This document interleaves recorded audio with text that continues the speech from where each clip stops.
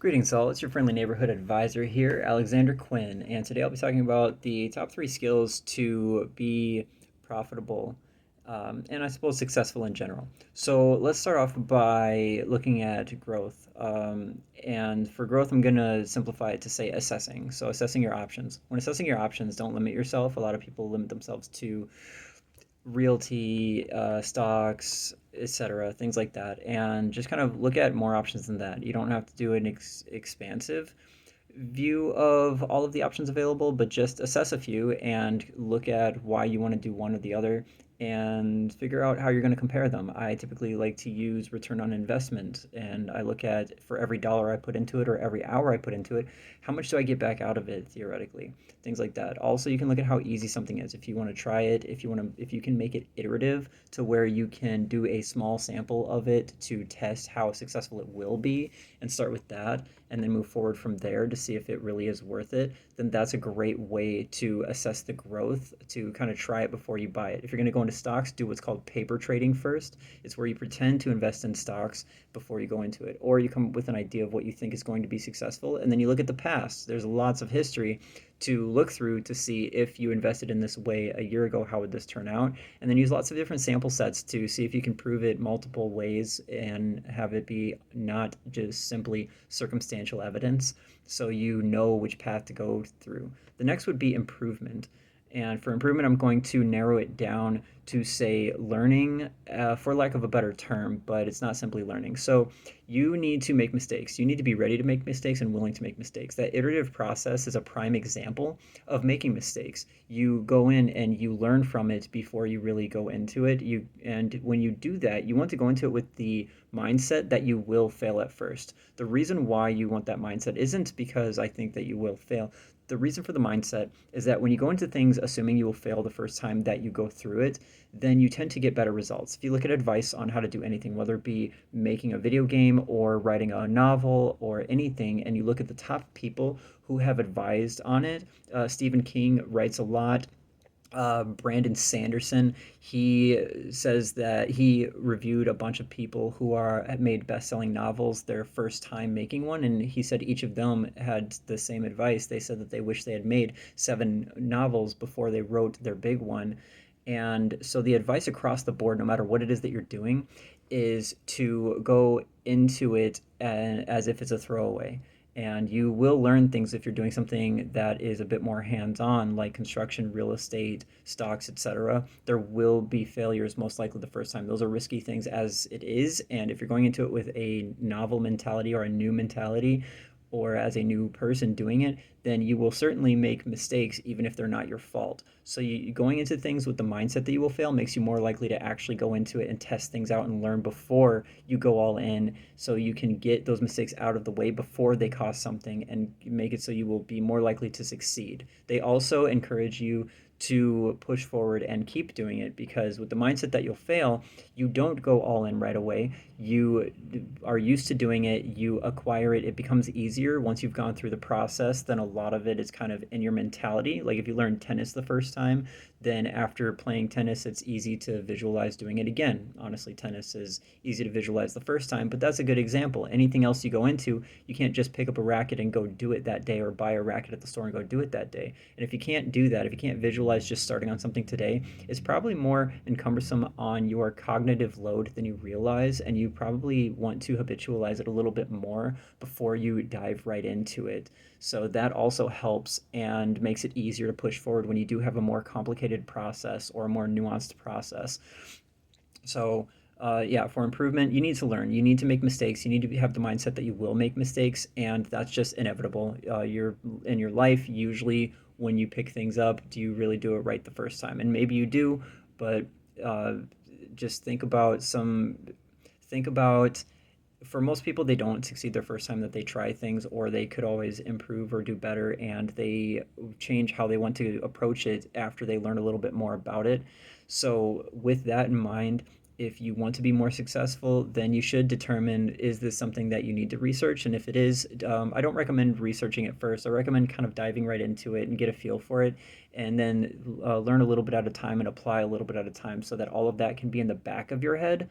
And become second nature or habitual before you try to approach it with a more complicated or multifaceted mindset.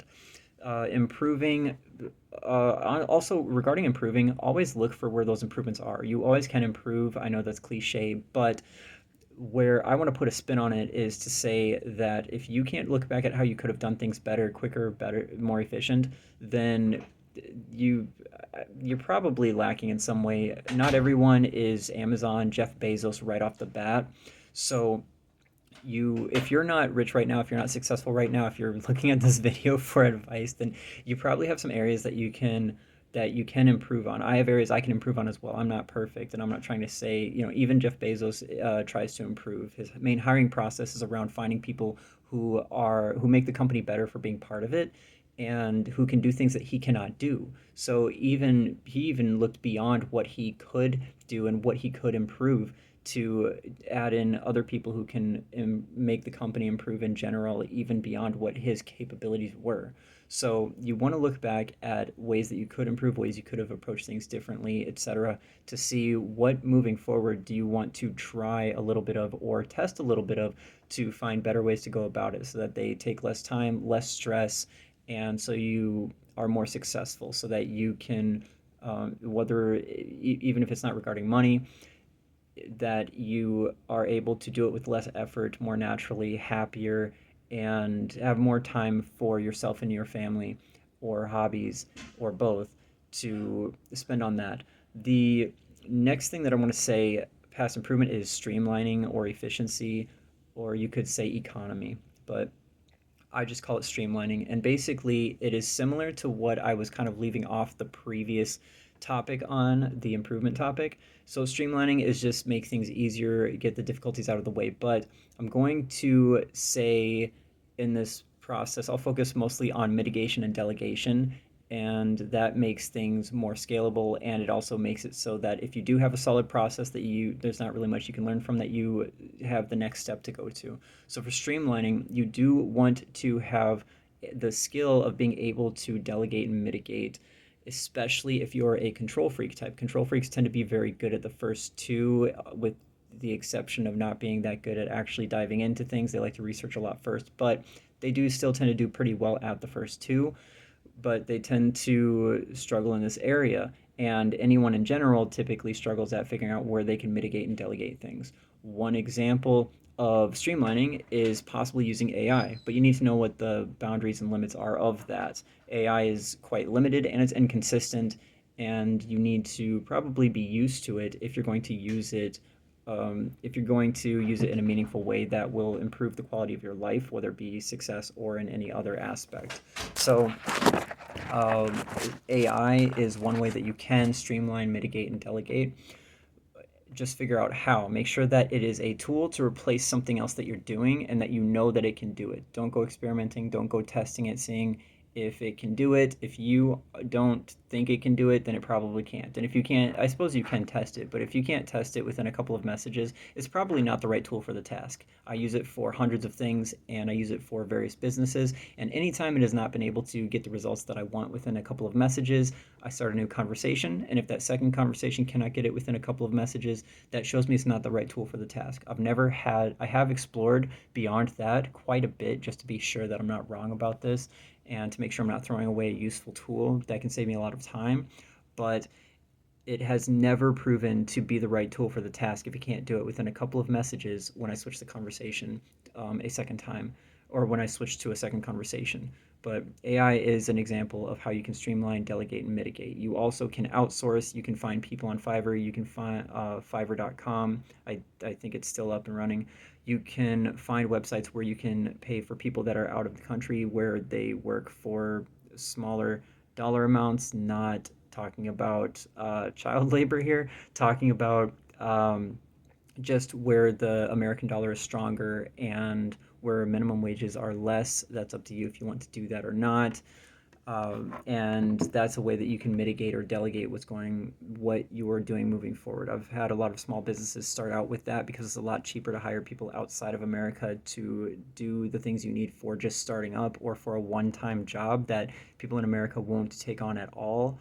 So that is one way that you can mitigate or delegate. Another way you can mitigate or delegate or just streamline, make things easier, is just think about what you don't need to focus on. Think about what is kind of slowing you down that you can probably let go and get better results by just pushing in, jumping in, and doing whatever it is that you're trying to do, and have that focus about it. So if you're going to do anything and you really need to focus on success and it's a project more complicated than simply just going out and playing tennis, then I recommend focusing on growth. How are you getting better? How are you improving? How are you getting a better impact from what you're doing, a better result? Improvement. Where do you need to improve on? What's going to cause you to fail if you don't fix it? And then the third one would be streamlining. How can you make this more efficient or get more bang for your buck or more out of the time that you're utilizing? If you focus on those three things, then it's pretty hard to fail. Just make sure you're balancing them. If you focus on only one, you can spend all of your time on that without getting the other two. And if you overemphasize improvement and you don't have any growth, then you're not going to get where you're trying to go. If you overemphasize growth and you're not focusing on improvement, then something's going to fail and shut you down, or processes will get more cumbersome over time. You don't need to focus on streamlining.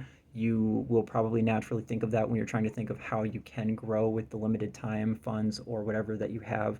And you'll also think of that when thinking of ways you can improve as well. When you run out of important things to improve on, then you will look at things that use up those resources. But streamlining is just a good third bullet point to think about if you don't already consider it, or if that doesn't come naturally to your mindset, or if you're just simply starting something up that doesn't require the complexity of focusing on growth and improvement, like just starting up a app, like a phone app. So I hope this helps somebody out there. You all take care and have a wonderful day.